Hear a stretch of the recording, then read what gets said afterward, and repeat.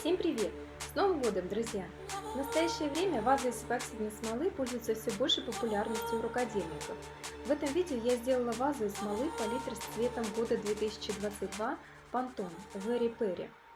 Сделать такую вазу сможет даже новичок. Я заказала на AliExpress силиконовый молд, пришел быстро, с целыми пришли пробирки, чему я была очень рада. Мы сделаем из простой вазы вазу с кристаллами. Для создания вазы с кристаллами нам понадобятся втулки, друзы для эффектов на вазе, молд для кристаллов.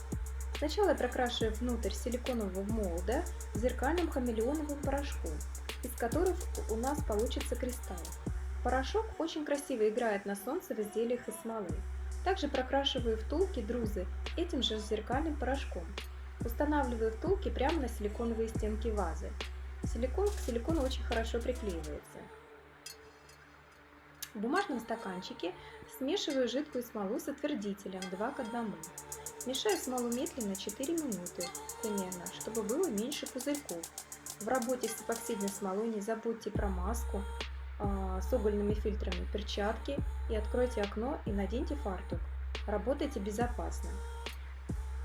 Беру фиолетовые спиртовые чернила Ranger, смешиваю цвет, получился у меня синий, не тот, что мне нужен. Ищу дальше свой цвет. Добавляю фиолетовые чернила фирмы Copic и на кончике палочки фиолетовый жидкий пигмент для смолы. Все смешиваю, и вот он, мой идеальный прозрачно-фиолетовый оттенок палитры цвета года 22 Pantone Very Perry. Сжимаю бумажный стаканчик, чтобы получился носик, и аккуратно заливаю смолу примерно половину вазы. Смола получилась с минимальным содержанием пузырьков, так как я медленно смешивала два компонента между собой. Далее прохожусь горелкой, убирая пузырьки. Снова доливаю аккуратно смолу до конца бортика. Смотрите, чтобы втулки не отлипли от стенок вазы.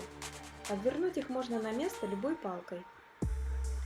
Через 30 минут я взяла белые спиртовые чернила Пената Бланка от Jacquard и зубочистку. Нанесла на зубочистку чернила белые и окунула их в смолу, создавая абстрактный рисунок. Техника напоминает Petri Art. И снова прошлась горелкой. Демолдинг.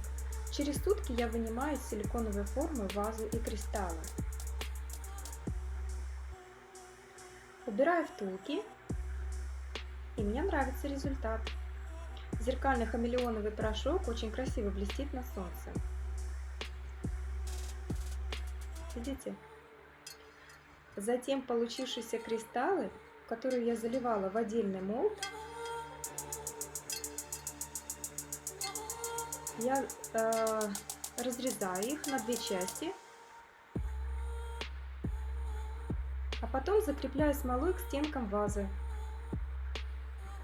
Закрепить можно как угодно, сверху, снизу, сбоку, как вам понравится. Из ювелирной смолы можно изготовить совершенно обычные любые вещи, но на вид они будут выглядеть красиво, элегантно и оригинально, как, например, эта ваза с кристаллами. Если видео оказалось полезным для вас, подписывайтесь на мой канал, ставьте лайки, делитесь видео с друзьями и знакомыми. Новых вам экспериментов! Пока-пока!